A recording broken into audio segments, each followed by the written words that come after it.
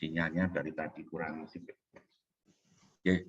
Bismillahirrahmanirrahim. Assalamualaikum warahmatullahi wabarakatuh. Waalaikumsalam warahmatullahi wabarakatuh. Alhamdulillahirabbil alamin wa bihi nasta'inu ala umuri dunya waddin. Wassalatu wassalamu ala asrofil anbiya'i wal mursalin wa ala alihi wa ashabihi ajma'in wa ba'du. Asyhadu an la ilaha illallah wa asyhadu anna Muhammadan abduhu wa rasuluh. Rabbi shrah li sadri wa yassir li amri wahlul 'uqdatam min lisani yafqahu qawli.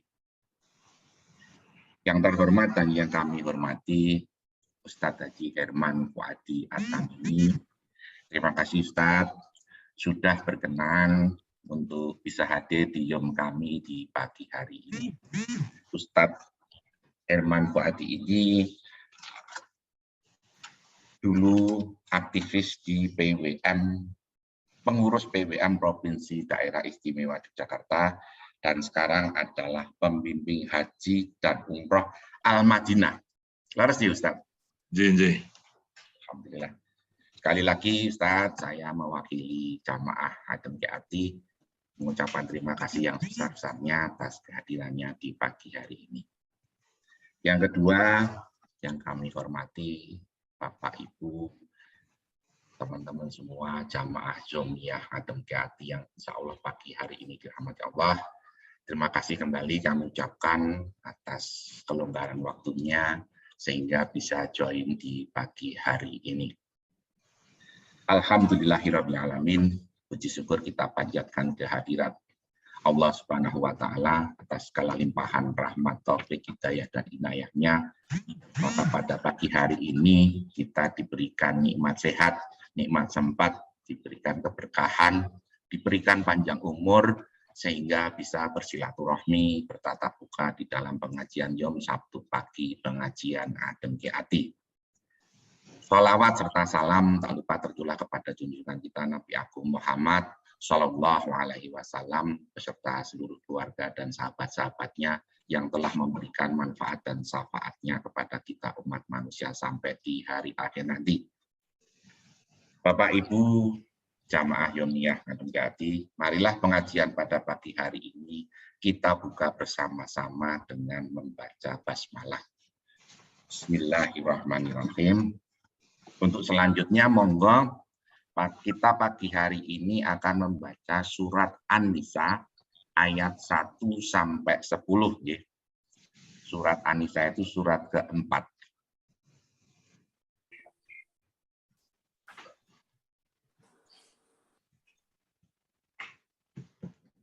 Surat An-Nisa kita baca dari ayat 1 sampai 10.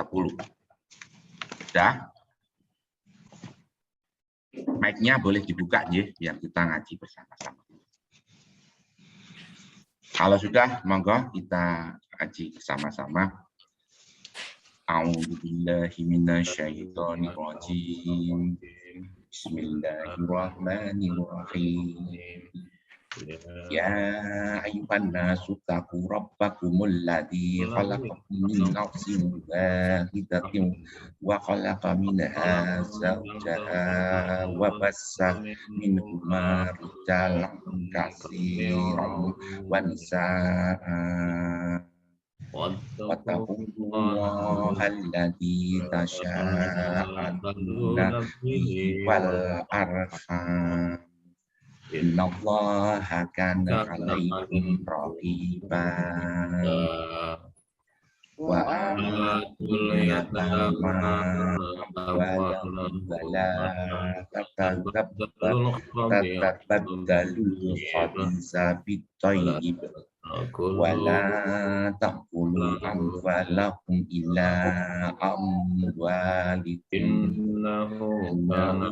kana huban kabiran wa in khiftum alla tuqsitu fil yatama fankihu ma talaba lakum minan nisa'i masna wa sulasa wa ruba فإن خفتم فإن خفتم ألا ألا تعدلوا تعدلوا فواحدة أو ما ملكت ملكت أيمانكم أيمانكم ذلك أدنى ذلك أدنى ألا تعولوا وآتوا النساء وآتوا النساء صدقاتهن وإن صدقاتهن لكم عن فإن شيء تبن لكم عن شيء منه نفسا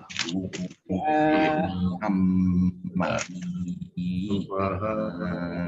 ولكم ولا التي تؤتوا جعل السفهاء الله أموالكم التي جعل الله لكم قياما وارزقوهم بها وأسوهم وابتلوا اليتامى لهم قولا معروفا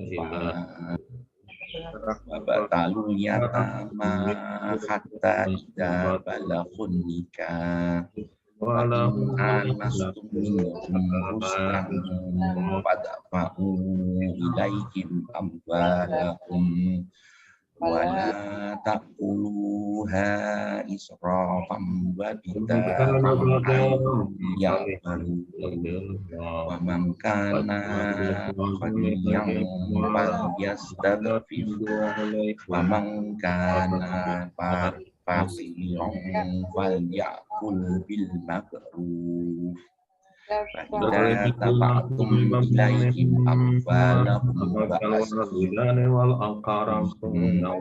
فكفى بالله حسيبا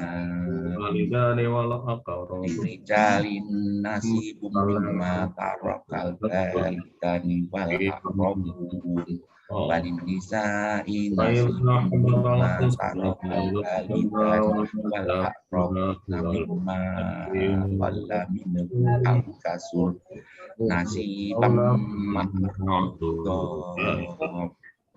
فإذا حضر القسمة أولو القربى واليتامى والمساكين فارزقهم منه وقل لهم قولا معروفا وليخشى الذين لو تركوا من خلفهم ذرية ضعافا فليتقوا الله وليقولوا قولا سديدا إن الذين يأكلون أموال اليتامى ظلما إنما يأكلون بطونهم نارا وسيصلون سعيرا. Sadaqallahul Azim. Alhamdulillah, terima kasih kepada Bapak Ibu yang sudah membaca surat An-Nisa dari ayat 1 sampai ke 10. Untuk selanjutnya, monggo Ustadz Herman, waktu kami persilahkan. Assalamualaikum warahmatullahi wabarakatuh.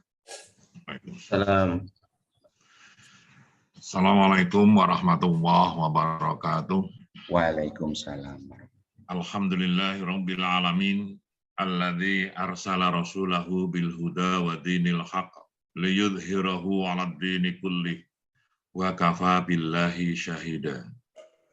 Asyhadu an la ilaha illallah wahdahu la syarikalah wa asyhadu anna Muhammadan abduhu wa rasuluh la nabiyya wa la rasula ba'dah. Ya ayuhan nasu taqu rabbakumul ladzi khalaqakum min nafsin wahidah wa khalaqa minha zawjaha wa batsa minhuma rijalan katsiran wa nisaa'a wattaqullaha alladzi tasaaluna bihi wal arham innallaha kana 'alaikum raqiba. Ya ayyuhalladzina amanu taqullaha haqqa tuqatih wa la tamutunna illa wa antum muslimun. Ya ayyuhalladzina amanu taqullaha wa qulu qawlan sadida yuslih lakum a'malakum wa yaghfir lakum dzunubakum. Wa may yuti'illaha wa rasulahu faqad faza fawzan 'azima. Allahumma shalli wa sallim wa barik ala nabiyyina Muhammad ibni Abdillah wa ala alihi wa ashabihi wa man ittaba hudahu wa jahada fi sabilillah ila yaumiddin. Amma ba'du, faqad qala Allah Ta'ala fil Qur'anil Karim, a'udzu billahi minasyaitonir rajim. Wal yakhsal ladzina law taraku min khalfihim dzurriyyatan dhi'afa khafu 'alaihim falyattaqullah wal yaqulu qawlan sadida. Para bapak, para ibu, para sesepuh dan pesepuh, pimpinan Majelis Taklim Ngadem Ati yang insya Allah senantiasa mendapatkan rahmat Allah Subhanahu wa Ta'ala. Kita panjatkan syukur kita kehadirat Allah Subhanahu wa Ta'ala atas nikmat-nikmat yang diberikan kepada kita. Begitu banyak Allah memberikan nikmat kepada kita. Segala kebutuhan hidup kita yang merupakan hajat kehidupan pokok, Allah selalu mencukupi dan tidak pernah ada itu. Demikian banyaknya nikmat Allah yang telah kita terima, sampai-sampai kita tidak bisa menghitung nikmat Allah itu. Allah menyatakan, wa in ta'udu nikmat Allah la tuhsuha. Jika kamu mencoba-coba menghitung-hitung nikmat Allah, pasti kamu tidak akan mampu melakukan. Kewajiban kita mensyukuri nikmat Allah itu dengan jalan yang benar. Dengan 3 langkah syukur. Yang pertama, tasdiqun bil qalbi. Meyakini di dalam hati kita bahwa segala sesuatu yang kita capai, sesuatu yang kita dapatkan, sesuatu keberhasilan kita itu karena pertolongan Allah Subhanahu wa Ta'ala. Kita bisa berkumpul pada pagi hari ini lewat Zoom ini juga karena kehendak Allah, karena izin Allah. Kalau Allah sudah menghendaki, segala suatu rintangan akan teratasi. Tetapi kalau Allah tidak menghendaki, maka juga tidak perlu jadi. Maka Rasulullah SAW menuntunkan kepada kita salah satu doa zikirnya sesudah kita sholat. Sebelum Rasulullah berzikir Subhanallah, Alhamdulillah, Allahu Akbar, Rasulullah selalu mengucapkan Allahumma la mani'a lima a'toita, wa la mu'tiya lima mana'ta, wa la yanfa'dal jaddi minggal jaddu. Ya Allah, ya Rabb kami, sungguh tidak ada zat yang mampu menghalang-halangi kalau Engkau sudah akan memberikan pada kami. Demikian juga tidak ada zat yang bisa memberi kalau Engkau sudah menghalangi. Maka tidak ada artinya, tidak ada manfaat harta yang banyak di kami ini di hadapan-Mu, ya Allah. Nah, karena itu adalah mensyukuri. Kita meyakini segala sesuatu yang kita dapatkan setelah ada pada kita itu adalah karunia dari Allah Subhanahu wa Ta'ala. Maka kita setelah meyakini dalam hati, syukur itu diucapkan dengan lisan. Sering kita hanya mengucapkan Alhamdulillah. Allah Subhanahu wa Ta'ala menuntunkan ketika Rasulullah SAW setelah sekian tahun berusaha untuk menaklukkan Makkah ketika beliau sudah hijrah di Madinah selalu gagal. Kemudian setelah berhasil, para sahabat senang, bergembira, penuh euforia karena kemenangannya. Allah Subhanahu wa Ta'ala mengingatkan kepada Rasulullah dengan diturunkannya surat An-Nasr. Idza jaa nasrullahi wal fath wa ra'aitan nasa yadkhuluna fi dinillahi afwaja fasabbih bihamdi rabbika wastaghfir innahu kana tawwaba. Rasulullah SAW ditegur lewat dengan katakan, idza jaa nasrullah, apabila telah datang pertolongan Allah, maka Mekah itu tunduk kepada Muhammad. Mekah itu terbuka. Dan engkau lihat orang-orang masuk agama Islam berduyun-duyun, tidak hanya 1-2. Maka apa yang kalau kamu lakukan? Fasabbih bihamdi rabbika wastaghfir. Bertasbihlah kamu, sucikanlah nama Allah, bahwa Allah lah yang telah memberikan pertolongan kepada kamu. Bihamdika, dan memuji Allah, wastaghfir, dan istighfarlah. Inilah Islam mengajarkan pada kita dalam kenikmatan selain kita bersyukur memuji Allah dengan Alhamdulillah yang menyatakan bahwa kalau sesuatu itu pada kita adalah karena Allah. Yang berhak dipuji adalah Allah, kita tidak bisa apa-apa kalau tidak karena Allah. Dan juga ketika kita dapatkan kemenangan, keberhasilan, jangan lupa istighfar. Karena sudah menjadi hukum di dunia ini, sunatullah, kebahagiaan, kesenangan orang lain bisa jadi itu adalah menjadikan ketidaksenangan orang lain. Kalau bapak saya dulu bilang, sak oke-oke wong seneng, ono sing ra seneng. Nah inilah, di dunia sudah jadi kenikmatan orang lain bisa jadi musibah orang lain. Jadi ketika kita senang, ada orang senang, maka kita perlu istighfar. Nah itulah, syukur, kita bertasbih, kita bertahmid dan istighfar. Dan yang penting, yang ketiga adalah kenikmatan itu disyukuri dengan anggota badan. Digunakan di jalan Allah untuk persiapan rumah kita di akhirat, dan bukan hanya untuk senang-senang di dunia saja. Sebagaimana Allah firmankan di dalam surat Al-Qasas ayat 77, A'udzubillahi minasyaitonirrajim, wabtaghi fima ataqallahu daral akhirah wa la tansa nasibaka minad dunya wa ahsin kama ahsanallahu ilaikum. Gunakanlah, manfaatkan apa-apa yang telah diberikan Allah kepada kita untuk persiapan rumah kita di akhirat.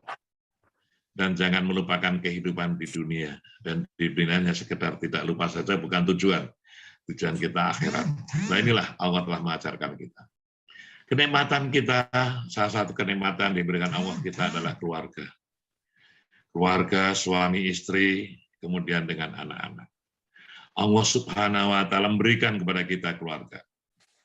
Dengan jalan yang baik, dengan jalan pernikahan, kemudian dalam satu keluarga, maka disebutkan dalam surat An-Nisa ayat 1 tadi, ya ayyuhan nasu taqu rabbakumul ladzi khalaqakum wal khalaqakum min nafsin wahidah wa khalaqa minha zaujaha wa bassa minhuma rijalan katsiran wa nisaa.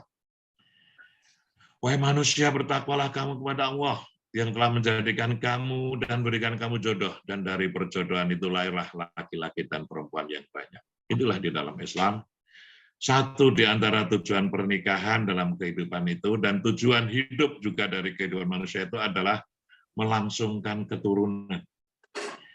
Melangsungkan keturunan dengan hadirnya anak-anak dalam ikatan pernikahan yang sah, dengan berjanji di hadapan Allah, alladzi tasa'aluna bihi, yang dengan nama Allah kamu saling berjanji untuk saling tolong-menolong, wal arham, dan menjaga kesucian rahim.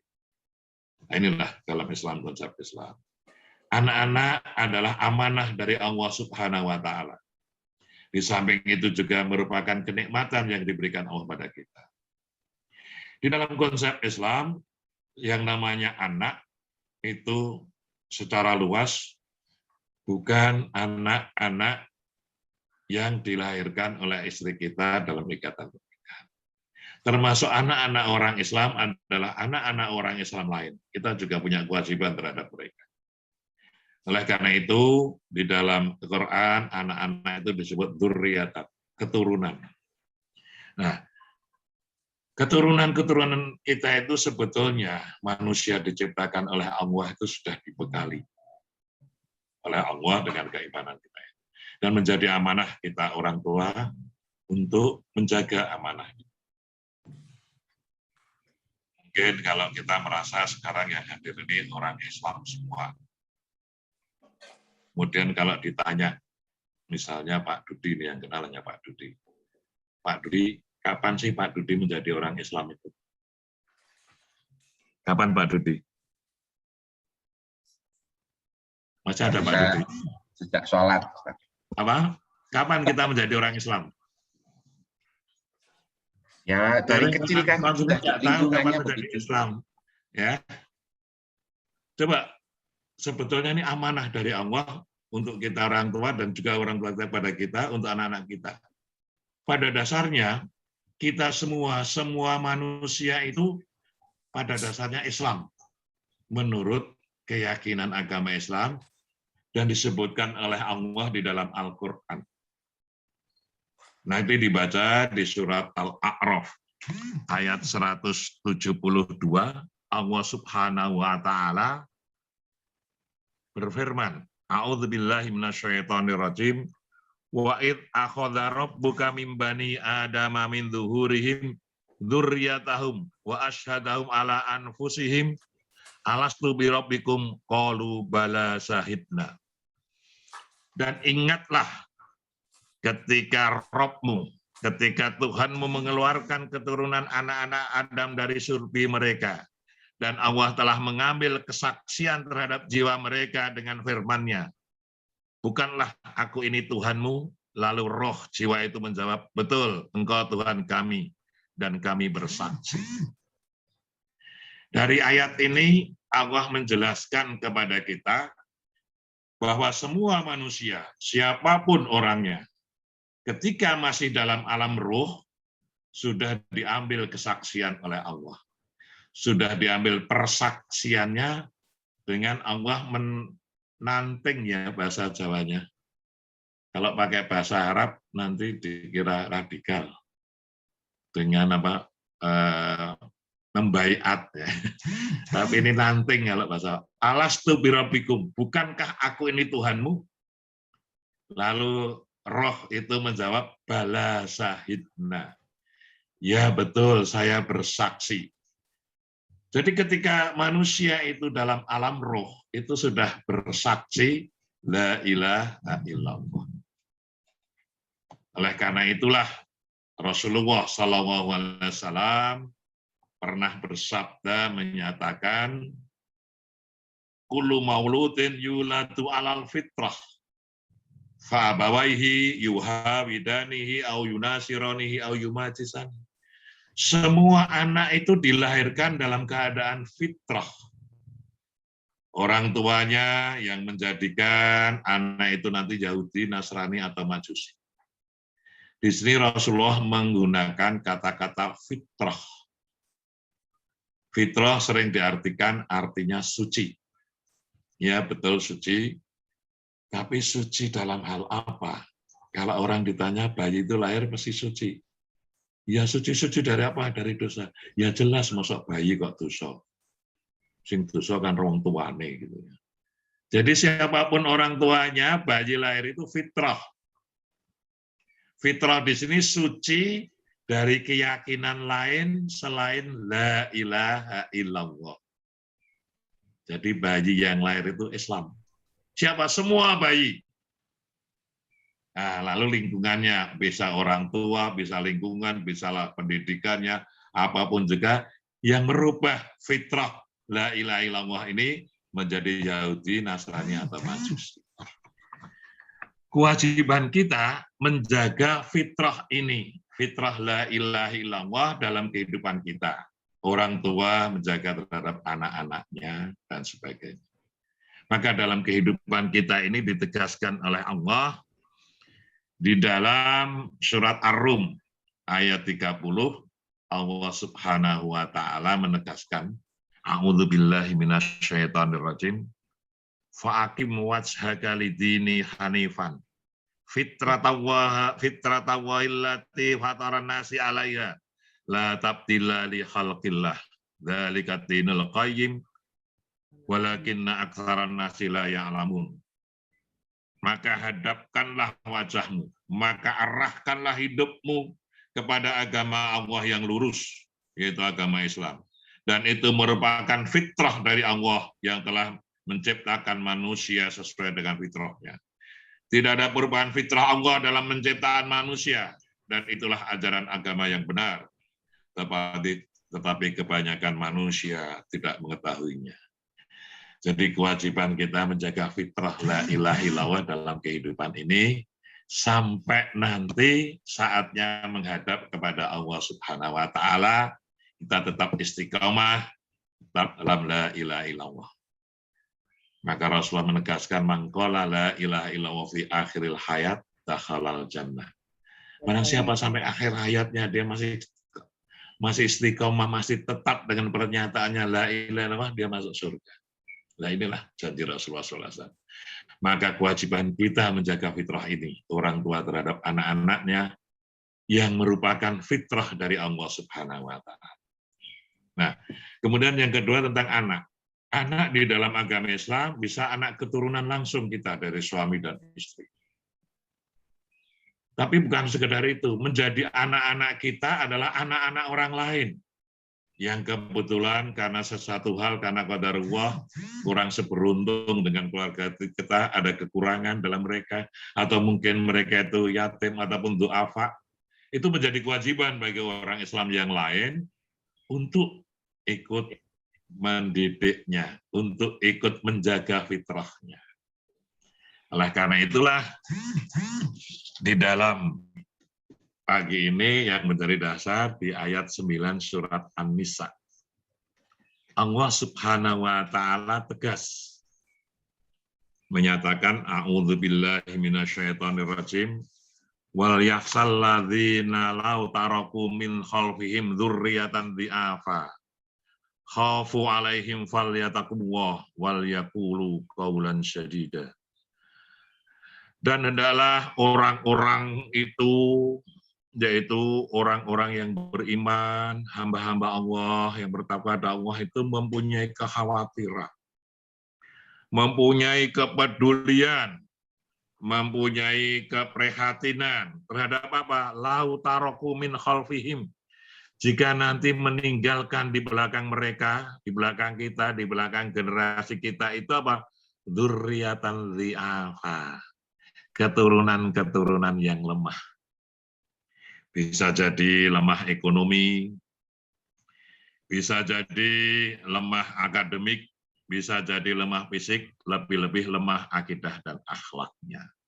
Nah inilah seruan Allah kepada orang-orang tua agar punya kepedulian. Dan di sini Allah Subhanahu wa taala menggunakan kata-kata dzurriyyatan. Bukan ibnu, bukan bintu. Artinya keturunan. Jadi tidak terbatas kepada keturunan yang dilahirkan dalam ikatan satu perkawinan. Tapi anak-anak orang Islam lain, bahkan anak orang lain yang hidup itu menjadi keturunan-keturunan kita, yang kita sebetulnya juga punya kewajiban untuk membantu mereka yang kekurangan. Maka dalam organisasi-organisasi Islam atau lembaga termasuk Muhammadiyah juga ada panti-panti asuhan. Itu menjadi kewajiban bagi kita. Yang dulu ketika zaman Kiai Dahlan tidak ada panti, tapi anak-anak yatim itu diasuh dalam rumah tangga seseorang. Dan ini akan sangat bagus. Termasuk, mohon maaf jika ada suatu rumah tangga, orang menikah, sudah menikah berapa tahun belum diberi Allah keturunan. Karena hamil dan melahirkan itu adalah rahasia Allah. Allah Subhanahu wa taala pernah menyatakan wa ma tahmilu min unsa wa la tadau illa bi ilmi. Tidak ada perempuan yang hamil kemudian melahirkan kecuali dengan ilmu Allah. Jadi ada suatu mesin rumah tangga lama tidak punya anak, diperiksakan semua sehat, tapi Allah belum memberikan keturunan. Pernah ada yang datang kepada saya, tanya kepada saya, bukan berarti itu mungkin Allah menyuruh kepada kalian untuk memelihara, mengasuh, mendidik keturunan-keturunan orang Islam yang lain yang memerlukan pertolongan, yang kebetulan kamu mampu. Lalu diasuh. Nah inilah pengasuhan anak. Memang di dalam Islam tidak ada yang namanya adopsi, tapi mengasuh anak diberi pendidikan yang nanti nasabnya tetap dihubungkan dengan orang tuanya langsung.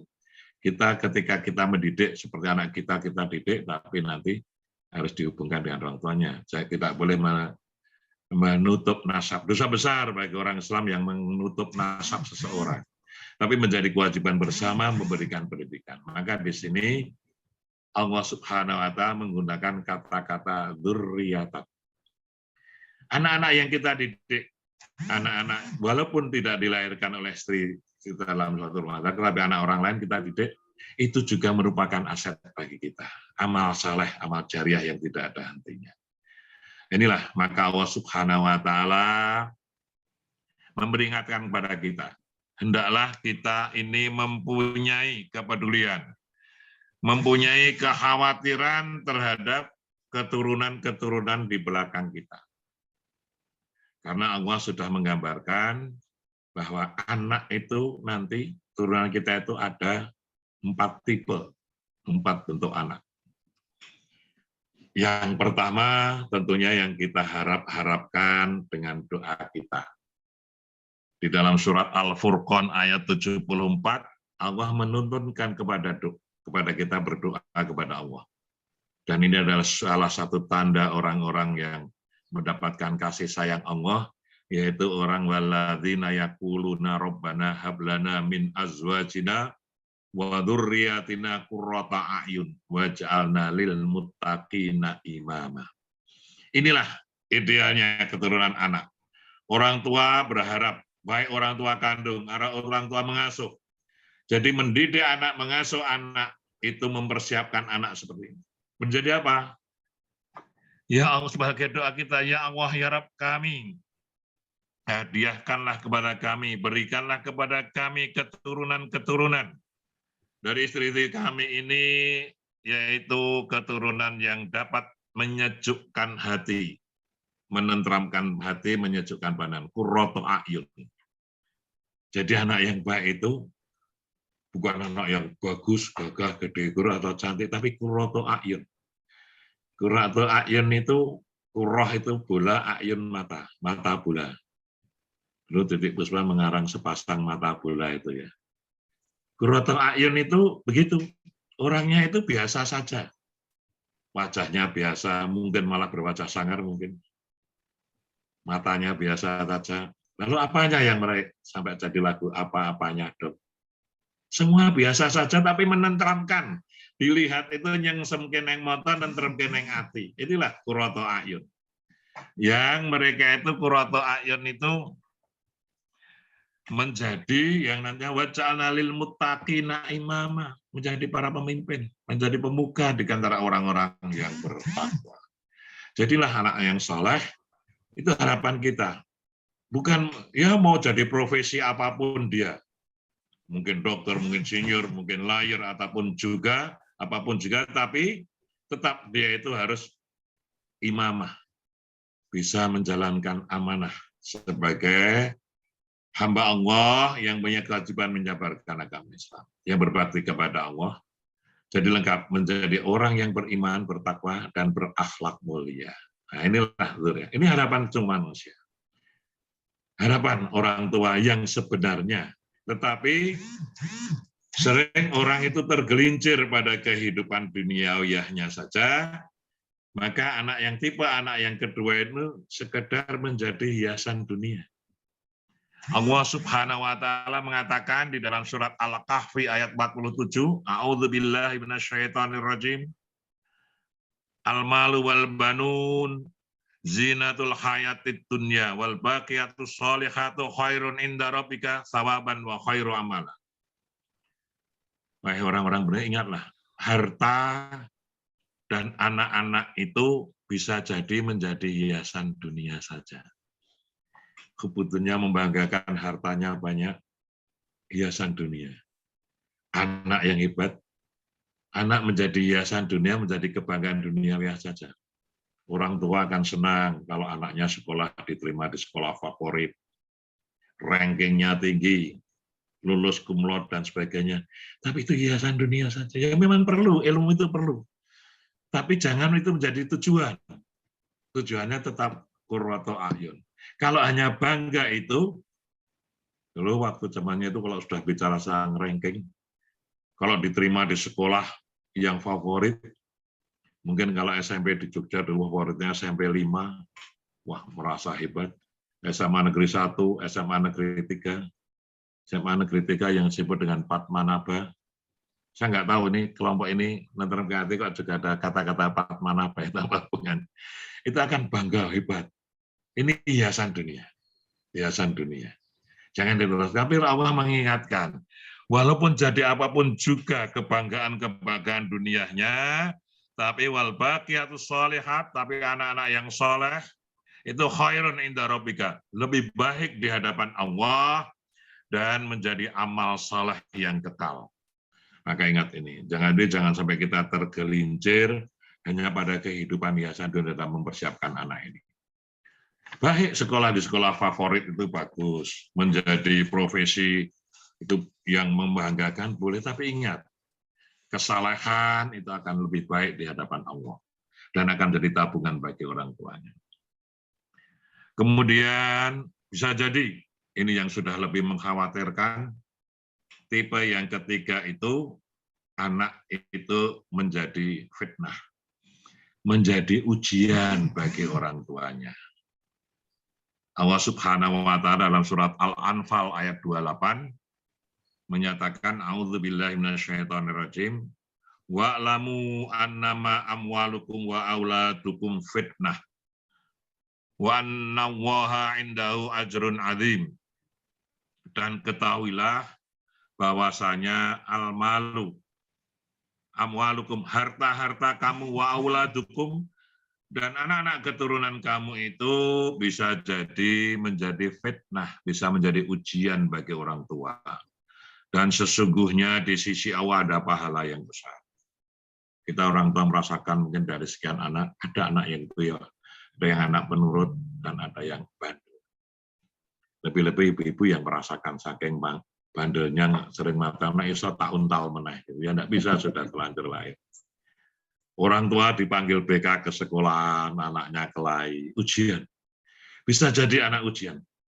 Ujian dari anak dan juga harta. Kelebihan harta itu ujian, kekurangan harta itu ujian, dan sebagainya. Fitnah di sini adalah artinya ujian bagi manusia, bukan fitnah tuduhan yang tidak benar. Anak bisa dibikin kita pikiran anak itu rasanya sakit sekali ya. Tapi itu ujian datang dari Allah. Tapi Allah mengingatkan, wa anna wa indahu ajrun adzim, di sisi Allah ada pahala yang besar.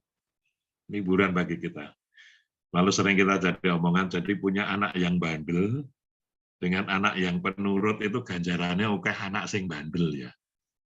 Kalau anak penurut hati apik wis gampang nurut manut. Tapi anak yang bandel kemudian kita didik bisa menjadi anak yang baik, itu kan lebih sulit, pahalanya lebih besar dari Allah. Kita bisa mengatasi ujian. Dan itu masih bisa diatasi kalau anak itu hanya ujian. Yang nomor 4, ini yang sudah agak parah.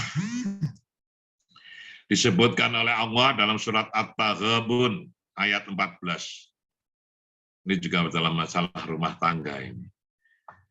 Allah Subhanahu wa Ta'ala mengatakan, mengingatkan kepada kita, a'udzubillahi minasyaitonirrajim, ya ayyuhalladzina amanu inna min azwajikum wa auladakum atuwwul lakum fahdharuhum wa in ta'fu wa tasfahu wa taghfaru fa innallaha ghafurur rahim. Hai orang-orang yang beriman, bisa jadi di antara jodoh-jodohmu dan anak-anakmu itu bisa menjadi musuh bagi kamu sekalian. Maka berhati-hatilah terhadap mereka. Dan jika kamu memberi maaf dan tidak marah dan memberi ampun kepada mereka, maka sesungguhnya Allah Maha Pengampun lagi Maha Penyayang. Di sini kita bisa perhatikan ketika Allah mengatakan anak itu menjadi hiasan dunia, anak itu menjadi ujian, hubungannya dengan almal, harta. Harta menjadi hiasan dunia. Bersama anak menjadi hiasan dunia. Harta bisa menjadi fitnah bagi kita. Menjadi ujian. Yang tidak tahan dengan harta yang sedikit, bisa jadi mencari harta yang tidak sah dengan korupsi dan sebagainya. Yang diuji dengan harta banyak, bisa jadi tergelincir dalam kemaksiatan. Tapi ketika jadi musuh, anak tidak dikaitkan dengan harta, tapi dikaitkan dengan jodoh. Mungkin suami bisa jadi istri. Kenapa?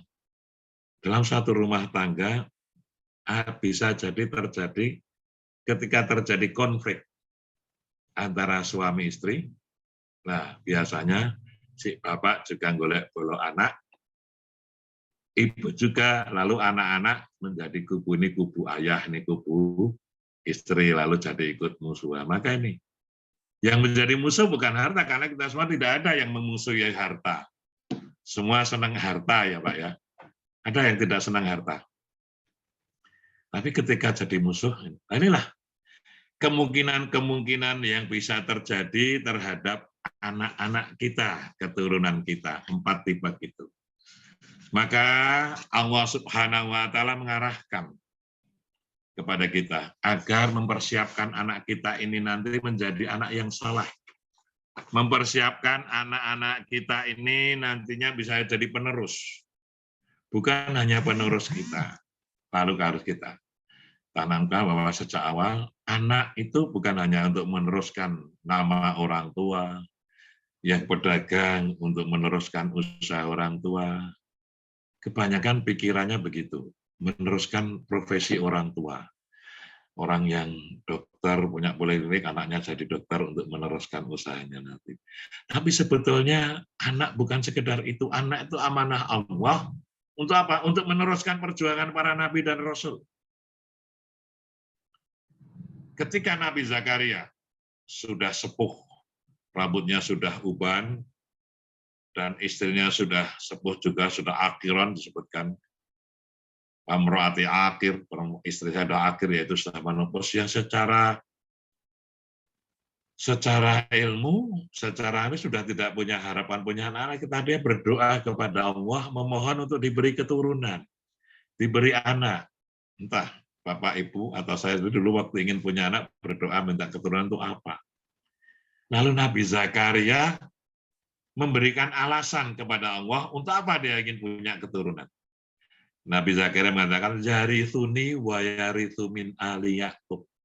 Ya Allah, saya ingin punya keturunan yang bisa mewarisi, meneruskan perjuanganku dalam menyabarkan agamamu dan perjuangan keluarga Yakub. Jadi ini yang pertama yang harus ditanamkan kepada keluarga kita, anak-anak kita, apapun profesinya, anak yang saleh itu nanti anak yang bisa meneruskan perjuangan para nabi rasul, menyebarkan agama Islam yang benar, yang hak. Dengan prosesnya tidak harus jadi mubalek, tidak harus jadi dai, cukup sesuai dengan profesinya, kemampuannya. Mungkin yang menyerta dengan kemampuan fasilitasnya, memfasilitasi kegiatan dakwah, yang punya kemampuan mengasuh anak yatim, dan yang sebagainya. Jadi dengan kemampuan yang ada, tetap harus memperjuangkan. Ini yang harus dipersiapkan. Nah, oleh karena itulah, untuk mempersiapkan anak-anak kita menjadi anak yang saleh, ada dua hal yang perlu kita persiapkan dulu. Yang pertama, ya mempersiapkan diri kita untuk menjadi anak saleh. Kalau kita ingin mendapatkan keturunan, ingin mendapatkan anak yang saleh, maka kita sendirilah, orang tua dulu harus berusaha menjadi orang yang saleh, orang yang saleh. Karena kalau kita menjadi orang yang saleh, perilaku kita, perbuatan kita yang dilihat anak itu sudah pendidikan yang terbaik. Kalau kita hanya bisa menyuruh sedangkan kita tidak menjalankannya, maka akan sulit bagi anak untuk mendapatkan contoh. Jadi kita harus menjadi contoh. Jadikanlah diri kita idola bagi anak-anak kita. Terutama dalam taqarrub kita kepada Allah. Kita bisa menunjukkan kepada anak-anak kita bahwa kalau sudah untuk Allah, yang lain menjadi tidak penting. Ketika di rumah atau dalam kesempatan wisata sekalipun bersama anak, ketika sudah terdengar azan, kita mulai bisa meninggalkan semua aktivitas untuk menghadap kepada Allah Subhanahu wa Ta'ala. Bagaimana dulu juga pernah ya, suatu saat saya bepergian dengan seseorang yang dia itu aparat yang walaupun dalam ketika PCR pas hari Senin itu jalan-jalan ketika melewati suatu instansi sedang upacara dan menyanyikan Indonesia Raya, teman itu minta berhenti dulu, terus berhenti, dia turun dari mobil ikut hormat bendera dalam Indonesia Raya. Kita harus ya, terus gantian ketika tidur mobil berhenti dulu cari masjid, kenapa? Itu sudah dipanggil Allah. Loh, kita kan di perjalanan, bisa jamak takhir. Karena saya lulusan pesantren, agama tahu saya dari kamu. Kamu dipanggil Indonesia Raya langsung berhenti hormat kok.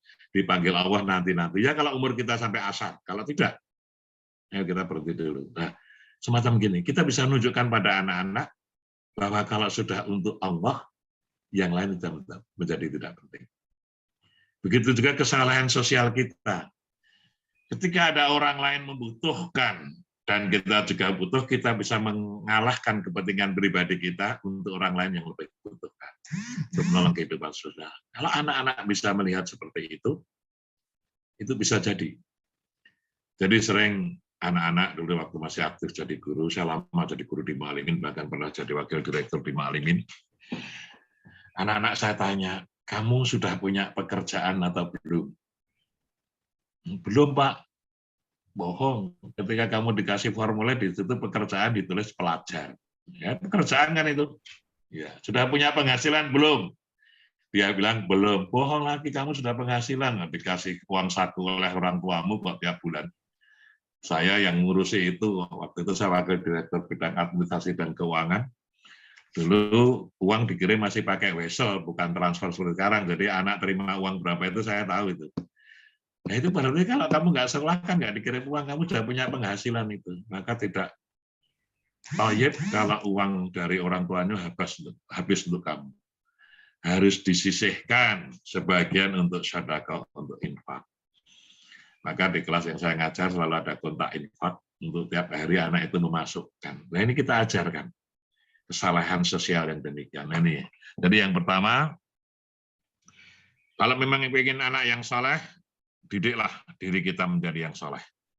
Sebagaimana Profesor Abdul Karim Bakar, seorang pakar pendidikan anak dan keluarga, pernah menegaskan, pendidikan atau tarbiyah pembinaan keluarga yang kita capai itu adalah gambaran tentang bagaimana pembinaan pribadi kita sendiri. Jadi dimulai dari kita. Rasulullah mengatakan, ibda' binafsih. Itu yang pertama. Yang kedua, bahwa segala sesuatu itu bisa terjadi karena kehendak Allah. Sesuatu terjadi karena izin Allah. Maka langkah yang kedua, jika ingin anak soleh, maka bersungguh-sungguhlah kita dalam memohon, berdoa kepada Allah untuk mencita-citakan kepada Allah, kepada anak kita. Jangan kita berhenti kepada Allah. Doa kita, Rabbana hablana min azwajina dan seterusnya. Robbi habli minas sholihin, dan seterusnya. Dalam zikir kita sudah sholat, zikir sudah sholat malam. Selipkan doa-doa. Bahkan mungkin dalam sujud kita berdoa kepada Allah, Robbi ja'alni muqimas sholat, wa min dzurriyyati Rabbana wa taqabbal du'a. Jadi kita memohon kepada Allah Subhanahu wa Ta'ala agar diberi keturunan yang menegakkan sholat, diberikan keturunan yang soleh. Jadi jangan lupakan doa kita kepada Allah Subhanahu wa Ta'ala. Karena terutama dalam sholat, karena keturunan di belakang kita nanti rusaknya dimulai dari banyak, dari di belakang kita itu generasi yang meremehkan, melupakan sholat. Dalam surat Maryam ayat 59, Allah Subhanahu wa Ta'ala menegaskan, A'udzubillahi minasyaitonirrajim, wa khalafa mim ba'dihim khalfun adha'us sholat wattaba'u syahwat fasawfa yalqauna ghayya. Maka akan datanglah suatu generasi di belakang kamu sekalian, generasi pengganti yang lebih jelek, yang mereka itu meremehkan, mencia-ciakan salat dan mempertuhankan hawa nafsunya. Maka kerak mereka akan mendapatkan kesesatan. Nah inilah. Maka doa kita tadi, Rabbi ja'alni muqimas shalah, pertama orang yang menegakkan salat. Kalau mau salat, salatnya dulu. Perbaiki sholatnya. Karena rusaknya generasi nanti di belakang kita adalah generasi yang kita ini meremehkan atau mensia-siakan sholat. Inilah yang perlu kita ajarkan. Maka dimulai dari kita tunjukkan pada anak-anak kita bahwa sholat kita baik. Ibu Bapak, para jamaah sekalian yang kami hormati, maka jika kita memang bersungguh-sungguh untuk mendapatkan anak yang saleh, maka kita harus berusaha juga dengan sungguh-sungguh mencari jalannya. Bahkan lebih dari itu, ada beberapa hal yang harus kita perhatikan di dalam ikhtiar mewujudkan impian menjadikan anak saleh. Yang pertama dari segi rezeki. Orang Jawa bilang jerbasuki mawa beo, jerbasuki mawa biaya. Jadi yang pertama kita harus konsisten mencari rezeki yang betul-betul halalan thayyiban.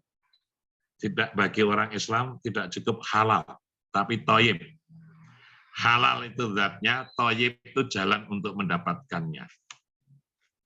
Jangan sampai menjadi seperti anekdot, jangankan cari yang halal, cari yang haram pun sekarang susah. Dalam situasi bagaimanapun juga, untuk konsumsi rumah tangga kita, harus dijaga.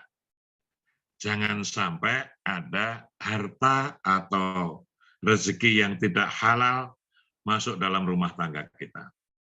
gunakan, syukuri apa yang ada, cukup-cukupkanlah. Suami berkewajiban mencari harta, mencari rezeki untuk keluarganya, istri berkewajiban mencukup-cukupkan. Istilah wong Jawa jereng-jereng, supaya cukup. Nah inilah yang dalam. Di dalam keluarga Islam itu, kewajiban suami untuk mencari harta, rezeki untuk menghidupi keluarganya, istrinya lah yang mengatur. Sehingga sebetulnya suami itu tidak punya apa-apa. Kalau punya penghasilan diberikan pada istri, yang kemudian untuk mencukupkan keluarganya. Karena di dalam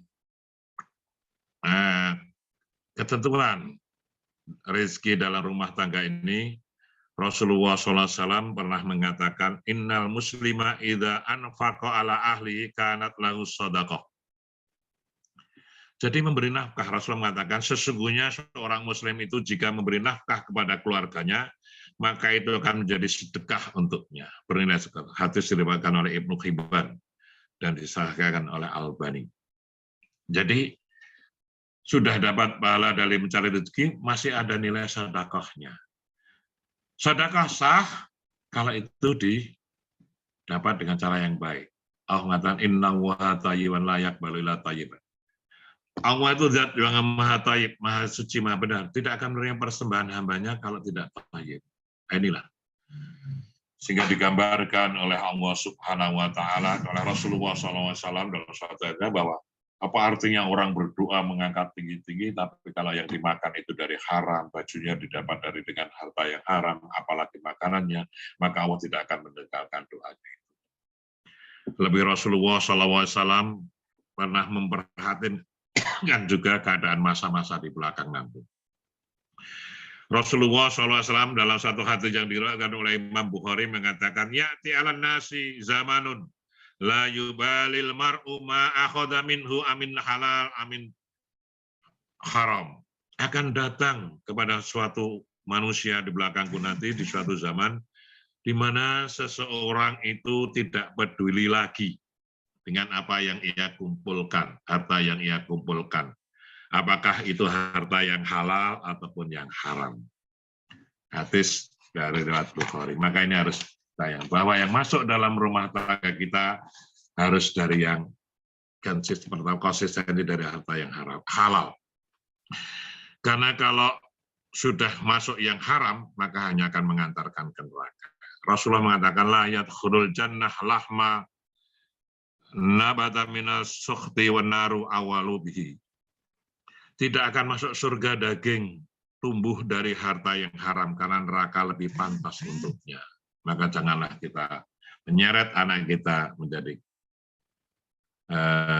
bahan baku api. Yang kedua, kalau kita mengingat anak kita yang saleh, maka yang harus kita bicarakan apa? Berikanlah kasih sayang kepada anak, tapi tidak dengan memanjakannya.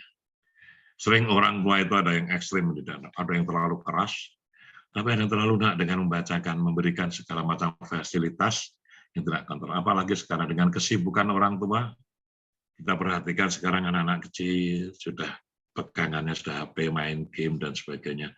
Apalagi dengan daring, tim pelajaran daring, sehingga anak juga bisa melihat yang lain dari HP itu.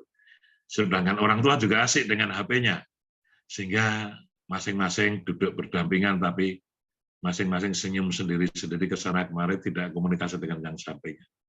Bisa jadi HP itu memang mendekatkan yang jauh, tapi menjauhkan yang dekat. Maka kita harus hati-hati dalam ini memberikan kasih sayang kepada anak dengan cara yang benar, dengan cara memang kalau memang dibutuhkan dan selalu dengan pendampingan. Karena kalau kita hanya memberikan fasilitas, bisa jadi anak itu tergelincir dan sebagainya.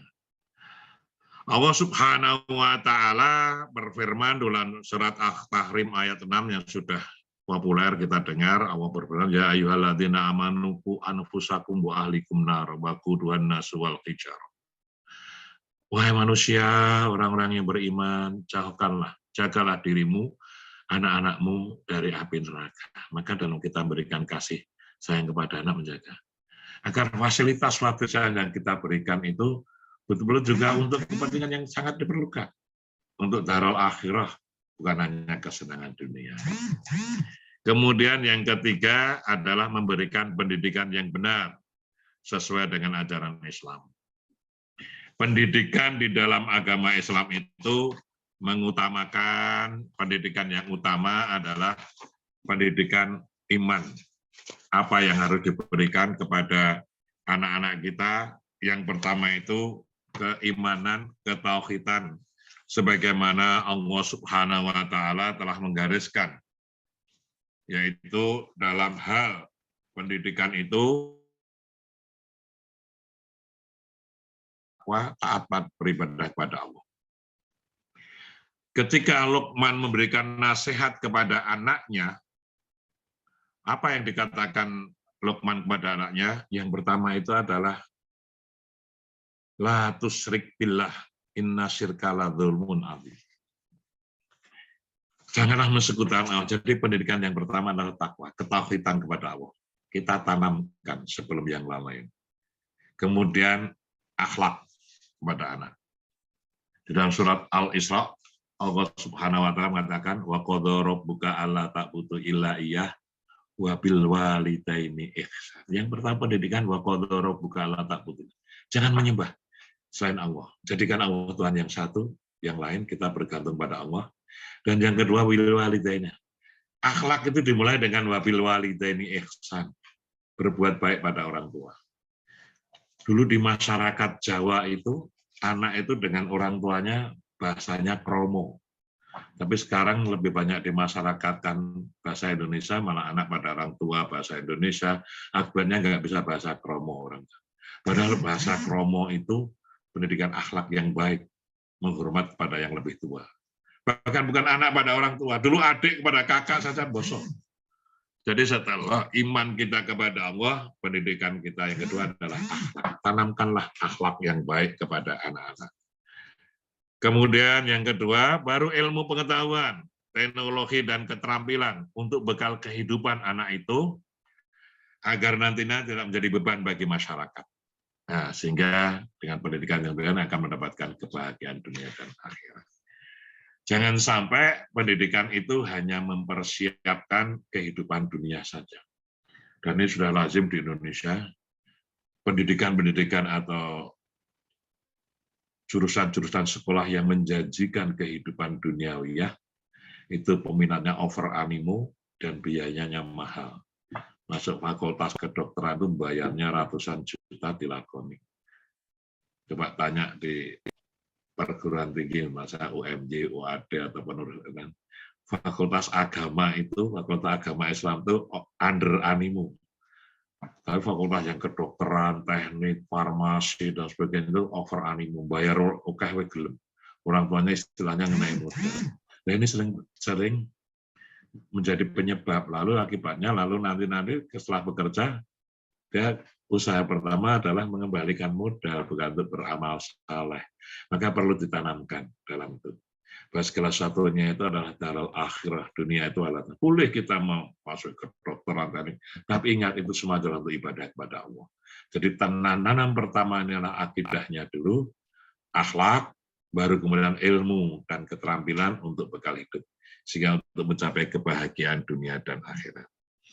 Kemudian yang keempat yang harus ditempuh adalah orang tua harus belajar dan belajar terus sehingga mengikuti perkembangan anak. Ya soal seperti ini kan orang-orang seusia saya termasuk gaptek. Sekarang ada Zoom, ada dan sebagainya. Saya kalah dengan cucu saya. Cucu saya kalau datang HP saya diwawai bisa gini, bisa begini. Kita lalu jadi nggak bisa apa-apa, kita hanya jadi user pemakai saja. Nah inilah kita orang tua harus terlalu belajar sehingga tidak gaptek. Nanti kalau kita gaptek dihapusi anak-anak kita. Nah inilah beberapa hal yang kita siapkan sehingga nanti betul-betul anak kita, keturunan di belakang kita, bukan hanya anak kandung, tapi orang-orang, anak-anak yang kita asuh, orang-orang yang kita didik, itu menjadi aset kita, jalan kita, meneruskan amal kita sehingga melapangkan jalan kita ke surga. Rasulullah SAW bersabda yang sudah populer, "Idza matal insanu inqata anhu amaluhu illa min salasati asya." Min shadaqatin jariyatin aw ilmin yanfa'u bihi aw waladin salih yad'u lahu. apabila seseorang manusia itu meninggal dunia akan putuslah seluruh amalnya kecuali dari 3 hal. Dari sedekah jariahnya, dari ilmu yang bermanfaat, atau anak-anak saleh yang berdoa untuknya. Nah inilah anak-anak saleh. Di sini Rasulullah juga menggunakan istilah walad. Walad bukan ibnu, bukan bintu, bukan binti. Kenapa? Semua anak. Dulu sering orang tua atau guru saya di SD katanya anak laki itu anak itu. Ternyata selasa sering ke Saud itu sebutan anak, semua anak itu disebut walad. Kalau mungkin di sini ada le, ada ger, ada apa ya, kalau kita tidak tahu namanya. Jadi orang Arab memanggil anak kecil yang tidak tahu namanya itu disambil itu laki-laki atau perempuan disebut walad. Maka dalam bahasa kesehari lalu jadi wat, ya wat, hele. Jadi semua keturunan, tidak harus anak kandung. Anak saleh yang kita didik, mungkin kita hanya memberi fasilitasi, itu doanya terkabul untuk kita. Dan selama kita saleh menjadi amal jariah. Jadi intinya adalah amal jariah. Kita memberikan pendidikan anak itu jariah. Nanti ilmu yang dia dapat menjadi ilmu yang manfaat. Kalau dia menjalankan ilmunya, pahala menanggung. Maka oleh karena itulah, di samping mungkin bagi yang belum diberi Allah memberi kesempatan, berikan didikan pada anak-anak yang lain yang membutuhkan.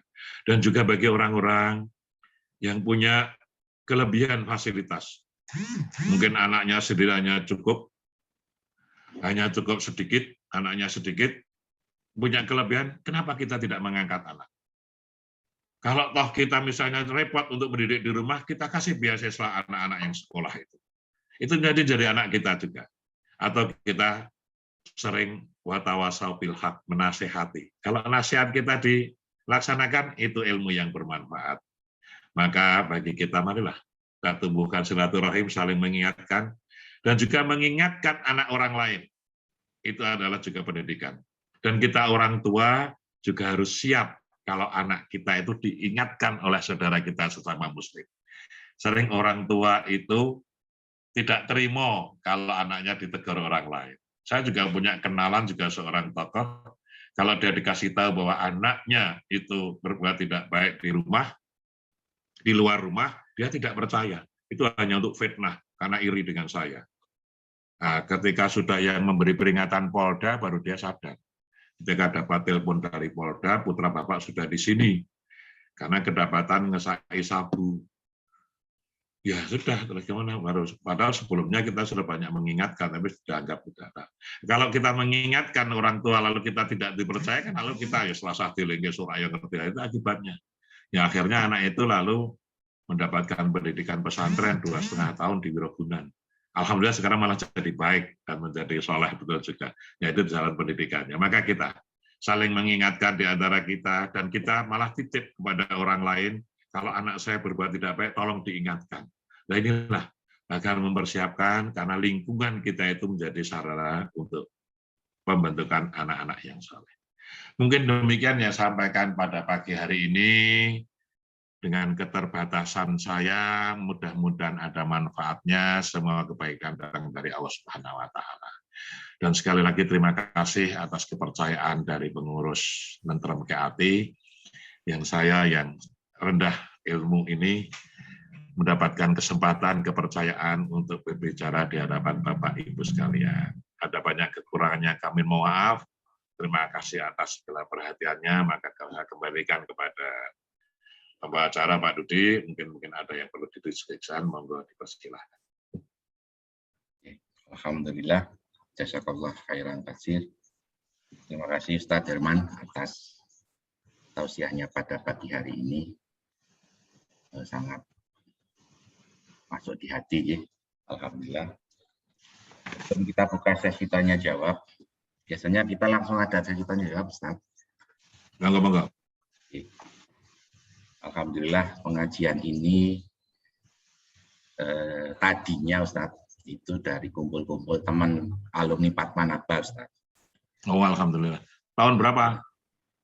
Banyak ini, saya dan teman-teman 89, kemudian istri saya dan teman-temannya ini ada banyak ini 90, ada 91 juga. Oh, mudah-mudahan. Karena kita nggak mau menjadi kata dalam tempurung, akhirnya Ya. kita syiarnya keluar, Ustaz. Dan alhamdulillah ini banyak teman dari Teladan juga, SMA 8, SMA 5, Maaf, Nuki, kakak Nusa. saya semua, saya bersaudara 5, saya Iya. paling kecil, 4 di atas saya alumni Teladan semua. Oh, Ya, iya. saya Nah, yang alumni pondok. ini ada banyak Nah, ini alumni teman di pondok. sini, Ustaz.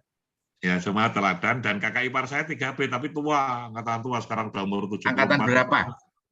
Angkatan tua, pokoknya sekarang umurnya 74-an. Mas Niti lulus 74. tapi Bu. Lulus 3B. Udah lama. Oh, iya. Jadi kakak saya ipar itu sekarang umurnya 74, alumni 3B. Kemarin Mas barusan reuni di Bali. Weh. Nah, ini kita setiap ada Zoom, Ustaz, ada tamu spesial, yaitu guru saya, Pak Haji Harsoyo. Beliau alumni tahun 72, Ustaz. Nah, mungkin 72. berdekatan dengan kakak panjenengan. Ini seumuran dengan saya, malah adik saya lulus sertifikat SLT itu 73. Berarti 11-12 ini. Ya. Jadi, alhamdulillah dari hasil kumpul-kumpul itu, Ustaz, alhamdulillah berdirilah rumah yatim du'afa menjadi di Kota Gede. Amin, alhamdulillah. Ya. Nah, mohon doanya. Ya Allah. Oke, untuk selanjutnya nanti kita akan ada sesi tanya jawab ya, yang akan dipandu oleh Mas Grandire Saldi Arianto. Mas Grandire Saldi Arianto ini adalah mudabir kita, Ustaz, yang ada di rumah yatim du'afa di Kota Gede. Oke, masuk. Monggo Grandi, silakan dilanjut. Assalamualaikum. Assalamualaikum. Ada yang mau tanya ya? Oh, dari Budia udah ada jawabannya ini. udah terjawab malah.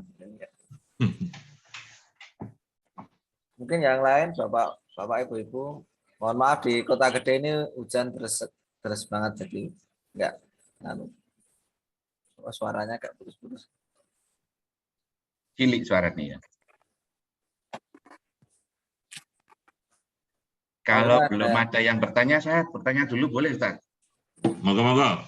Nah, saya ingin bertanya, tadi disebutkan bahwa ketika anak-anak yang kita asuh itu anak-anak yang bukan yang pinter, yang rajin dan sebagainya, dapatnya anak-anak yang non-sawun, duga, beling dan sebagainya, itu ganjarannya lebih besar ya, Ustaz?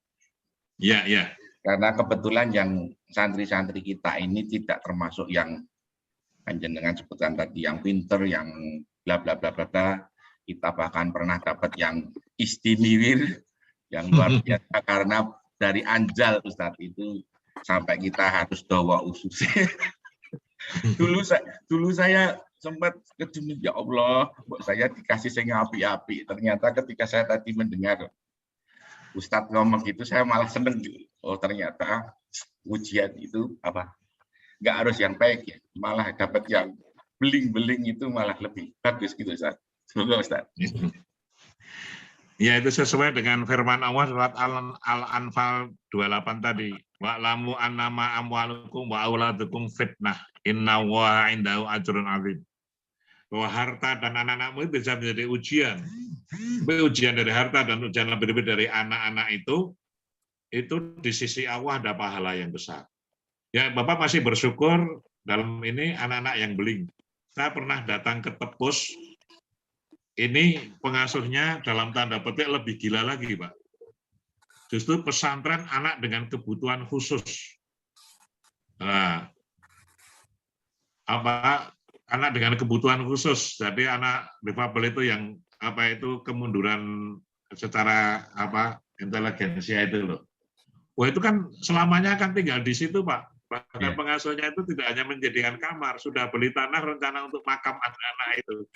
Nah, itu kan kalau belingan insya Allah masih bisa diperbaiki, Pak. Kalau yang anak-anak difabel itu dengan kebutuhan khusus, debil, bahkan ada yang idiot itu, ya Allah ya Rob, ini saya nggak mampu, masih muda anak-anaknya. Di Tepus itu, Pak. Saya pernah datang ke sana, membawa rombongan dari pensiunan pengajian pensiunan PU, pekerjaan umum, bawa dana ke sana untuk dijabungkan. Nah, saya kan bisanya cuma ajak-ajak begitu.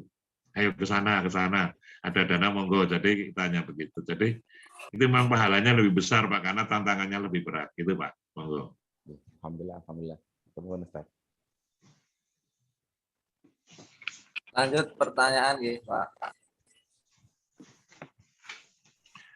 Lanjut pertanyaan dari Bapak nggih, Bapak nggih. Bapak Nuki. Bapak Nuki Balikpapan untuk Evilion. Pak Ustadz mau tanya, apakah doa khusus untuk anak yang sudah meninggal dunia?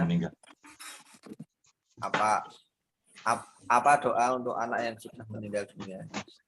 Anaknya umur berapa? Anaknya umur berapa? Anak-anak atau anak sudah dewasa? Anaknya umur 16 tahun waktu meninggal dunia.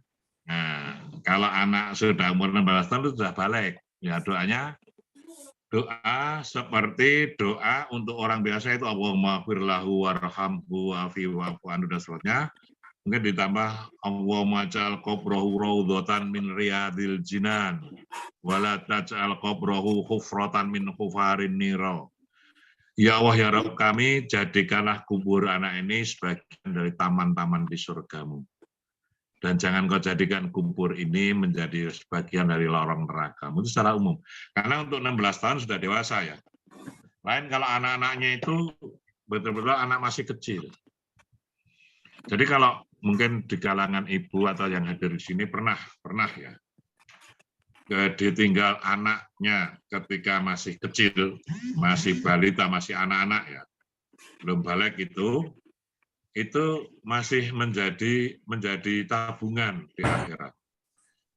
Jadi ketika suatu saat dalam suatu hadis qudsi disebutkan ketika Allah Subhanahu wa taala bertanya kepada malaikat Israel, apakah sudah mencabut nyawa seorang anak? Jawab, ya Allah sudah.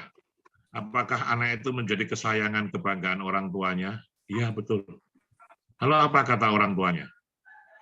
Orang tuanya ketika tahu anaknya meninggal itu orang tuanya mengatakan alhamdulillah innalillahi wa inna ilaihi raji'un. Yang asing ya, kepaten anak kok alhamdulillah. Alhamdulillah itu menyatakan bahwa semua yang ditentukan Allah tentu ada baiknya. Anak yang dipanggil Allah dalam keadaan kecil itu kan langsung masuk surga. Dan kalau orang tuanya ikhlas, anaknya itu nanti jadi penjemputnya. Maka Allah mengatakan kepada Israel, cepat katakan kepada Ridwan, buatkan rumah dia surga, tempatkan anak itu di sana untuk nanti menjemput orang tuanya. Namakan rumahnya itu Baitul Hamd. Jadi di surga itu ada perumahan katakanlah untuk anak-anak yang meninggal kecil dan orang tuanya ikhlas, itu menunggu orang tuanya nanti menjemput. Nah, untuk anak-anak yang meninggal ini, yang masih anak-anak memang ada doanya. Rasulullah menentukan Allahumma aj'alhu syarafan wa tarahan wa ajralahu. Ya Allah, jadikanlah anak ini sebagai tabungan orang tuanya dan penjemput di surganya dan pahala baginya. Jadi bahasa Indonesia pun bisa juga ya kalau kita. Ya Allah, jadikanlah anak ini nanti menjadi tabungan orang tuanya dan menjadi amal saleh serta menjadi penjemput di surga nanti. Itu untuk anak-anak yang anak itu belum balik. Ya, jadi belum punya dosa. Itu yang perlu. Kalau sudah 16 tahun ya biasa Allahumma firlahu warhamhu wa'afihi anhu. Tambah itu lagi Allahumma ja'al qabrahu raudhatan min riyadil jinan. Wala taj'al qabrahu hufratan min hufarin nira. Demikian Ustaz. Terima kasih Ustaz. Lanjut pertanyaan nggih. Lanjut pertanyaan dari Bu Anindya Wardani. Assalamualaikum Ustadz. Saya mualaf, anak-anak saya semua sudah kuliah, namun belum mengikuti jalan yang saya tempuh untuk menjadi mualaf. Bagaimana sebaiknya Ustadz, karena lingkungan kami juga lingkungan non-muslim. Mohon pencerahannya Ustadz, matur nuwun. Nah, berarti ibu mualaf ya. Kalau anak-anaknya belum mualaf dan sudah dewasa, sudah punya pilihan ya, itu di dalam Quran juga sering diajak diskusi, diajak omong-omongan tentang agama, tentang keimanan. Itu ud'u ila sabili rabbika bil hikmah wal mau'izatil hasanah wajadilhum billati hiya ahsan. Ajak mereka karena memang sudah dewasa, sudah kuliah, bisa ajak dengan bertukar pikiran, wajadilhum, diajak berdiskusi kepada mereka dengan jalan yang baik, tak perlu karena tidak bisa dipaksakan juga, dan tidak lupa juga berdoa kepada Allah. Mudah-mudahan Allah memberikan hidayah kepada putra-putri ibu itu, ya. Jadi karena hidayah itu datang dari Allah Subhanahu wa taala. Bahkan ketika Rasulullah SAW juga kata sambat pada Allah bahwa banyak orang-orang Mekah yang tidak mau mengikutnya, maka kata Allah, kewajibanmu menyampaikan, sedangkan hidayah itu urusanku. Jadi usaha diikuti dengan hidayah. Bahkan ketika Rasulullah SAW menghadapi tantangan atau ujian dari ancaman pembunuhan dari Umar bin Khattab, maka Rasulullah berdoa kepada Allah, Allahumma aizil Islam bi Umar. Ya Allah, kuatkanlah Islam dengan Umar. Masukkan Umar itu dalam Islam. Maka dengan hidayah Allah, Umar bin Khattab masuk Islam, maka kemudian menjadi memperkuat Islam. Maka itu tadi Bu, diajak mereka ud'u ila sabili rabbika bil hikmah, dengan bijaksana kita ajak. Beri contoh bahwa setelah ibu mu'alaf lebih baik, bahkan lebih perhatian kepada anak-anaknya. Tunjukkan lebih perhatian kepada anaknya dengan ilhal dengan itu, dan diajak diskusi, dan jangan lupa berdoa. Mudah-mudahan Allah memberikan hidayah. Karena semua tergantung pada Allah. Kalau hidayah belum masuk, ya belum akan masuk. Tapi insya Allah, kalau ibu terus-menerus berdoa pada Allah, hidayah Allah itu akan masuk. Dan Allah Subhanahu wa taala menghargai proses.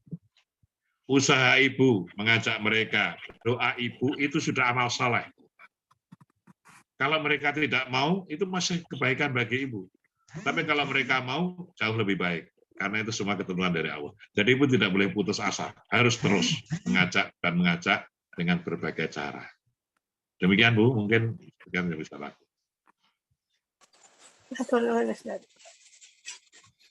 Ibu, berapa lama sudah mu'alaf? Dari tahun 2018. Bu, jadi ya Bu, perlu kesabaran Bu.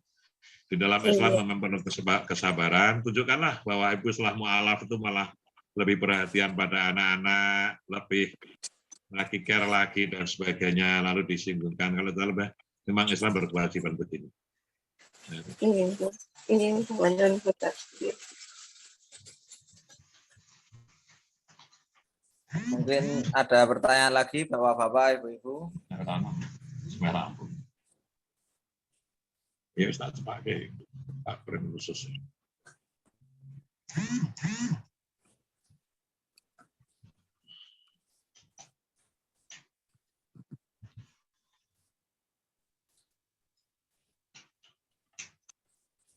Kalau enggak, mungkin kita lanjut resume.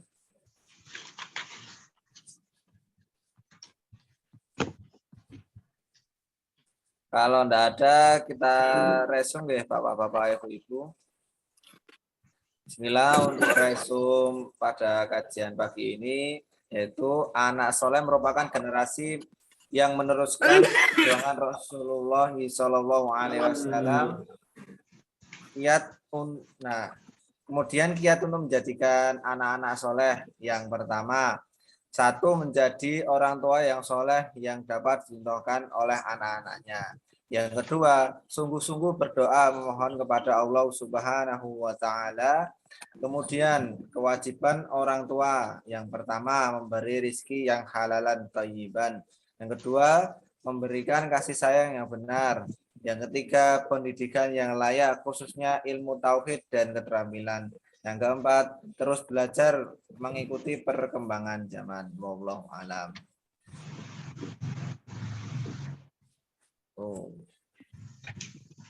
Ada pertanyaan di chat. Satu lagi dia. Oke. Pertanyaan dari Ibu Jasmine. Apakah bacaan Robi la tajarni fardan wa anta khairu warisin bolehkah dibaca kapan saja sekalipun seseorang sebelum memiliki pasangan?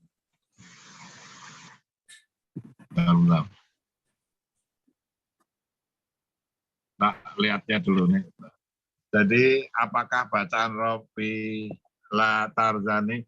Jadi doa itu pada prinsipnya doa itu bisa dibaca setiap saat ya pada waktu. Tapi ada doa-doa yang memang pada waktu mustajab, yaitu ketika menunggu qomat, setelah sholat malam dan sebagainya.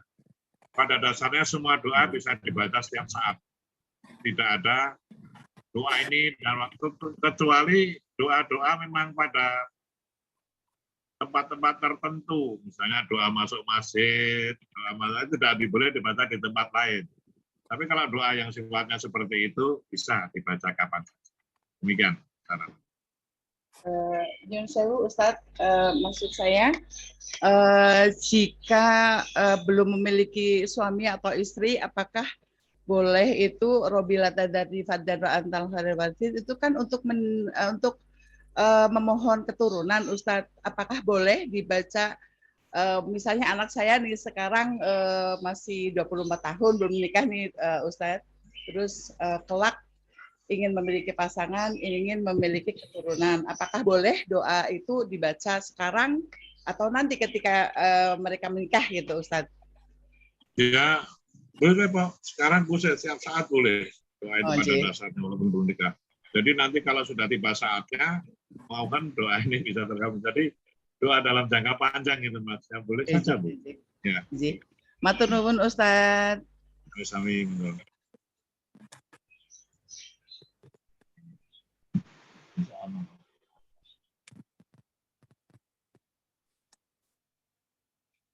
Kalau tidak ada mungkin Pak Dudi lanjut mungkin pengumuman atau.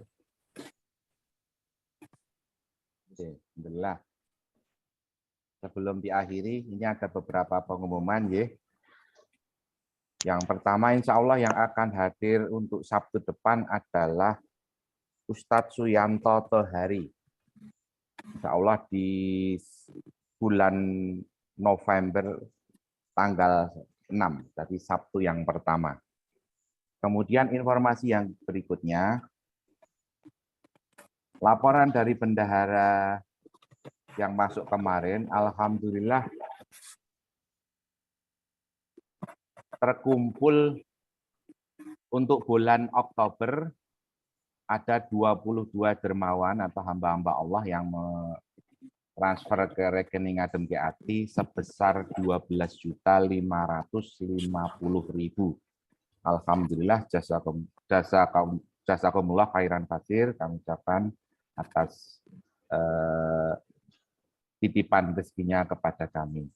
Kemudian total rekening Adem Ati yaitu zakat infak sedekah terkumpul 40,7 juta, kemudian untuk wakaf terkumpul 100,7 juta rupiah. Masya Allah, total yang ada di rekening Adem Ati adalah 141,4 juta rupiah. Kami ucapkan jazakumullah khairan katsir. Terima kasih banyak kepada Bapak Ibu jamaah Jomiyah Adem Ati dan hamba-hamba Allah. Semoga amal budi panjenengan mendapat ganti yang berlimpah dari Allah Subhanahu wa taala. Amin amin amin ya rabbal alamin. Pengumuman yang ketiga, insya Allah di bulan November nanti kita akan ada rekening lagi. Jadi rekening Adem Ati selama ini hanya satu, insya Allah nanti ada dua, ya. Yang satu khusus untuk zakat infak sedekah, ini adalah untuk operasional kita bulanan. Kemudian ada satu lagi nanti yang beratas nama wakaf. Jadi insya Allah kita akan membeli rumah di samping Adem Ati yang insya Allah peruntukannya untuk perluasan. Itu ya. Insya Allah nanti kalau sudah jadi rekeningnya akan kita share di bulan November. Begitu. Alhamdulillah. Monggo Ustaz, sebelum diakhiri kita tutup dengan doa ya.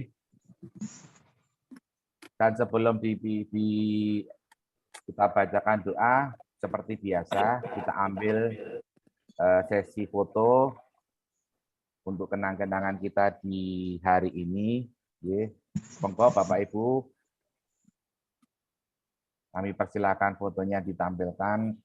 Alhamdulillah seperti biasa, hari ini tadi ada sekitar 64 sampai 45 yang hadir pagi ini. Monggo, Bapak Ibu. Pak Cari. Ya. Monggo, Bapak Ibu semuanya, jamaah Madem Kiati, buka videonya. Ya. 1, 2,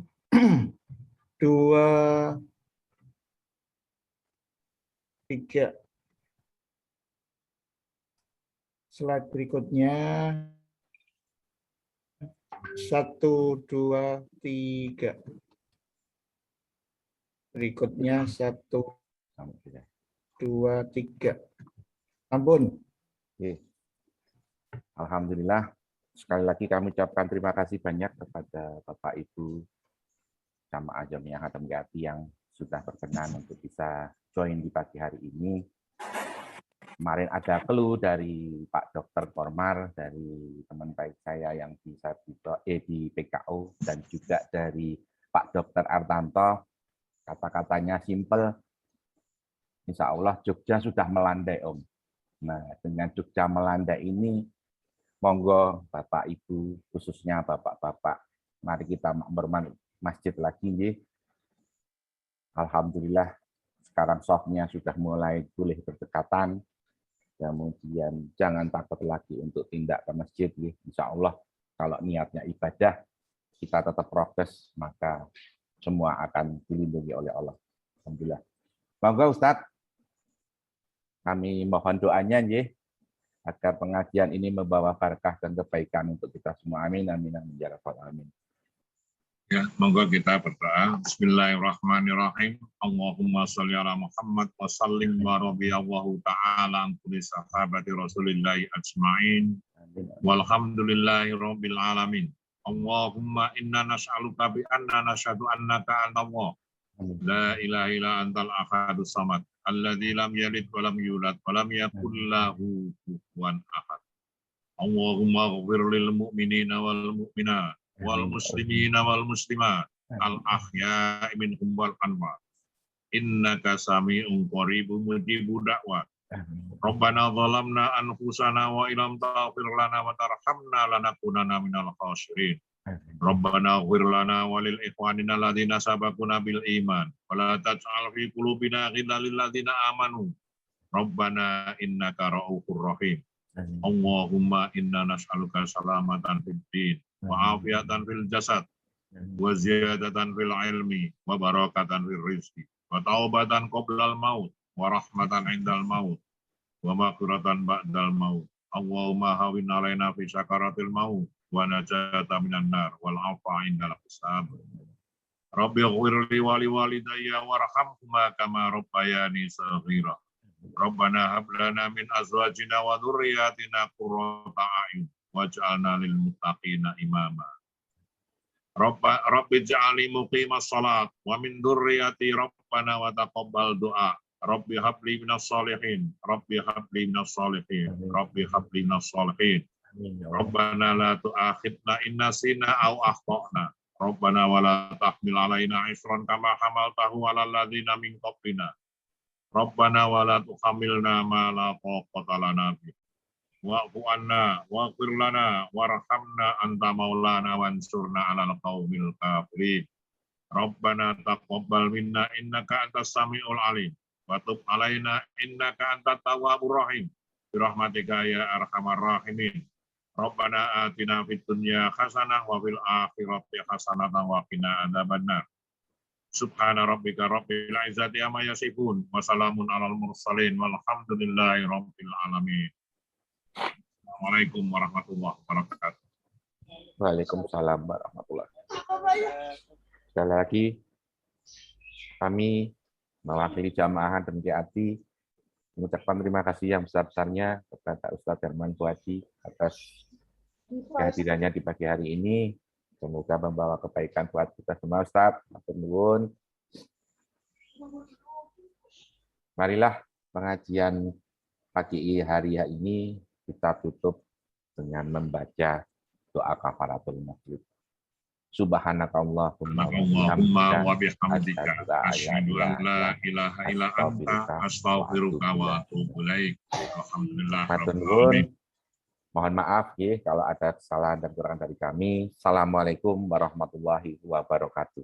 Waalaikumsalam warahmatullahi wabarakatuh. Matur suwun, matur suwun. Nggih, Pak nyuwun Haji Arsoyo, Pak Joko, matur suwun.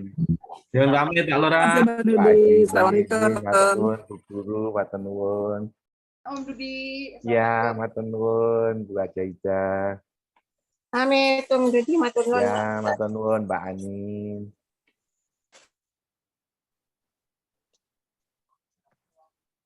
Pamit Pak Dudi. Assalamualaikum. Matur nuwun, Om Eris. Baik Om. Nggih, matur nuwun. Matur nuwun Om Didi, matur nuwun Pak Matur Ustadz. nuwun, Assalamualaikum warahmatullahi wabarakatuh. Om Ustadz.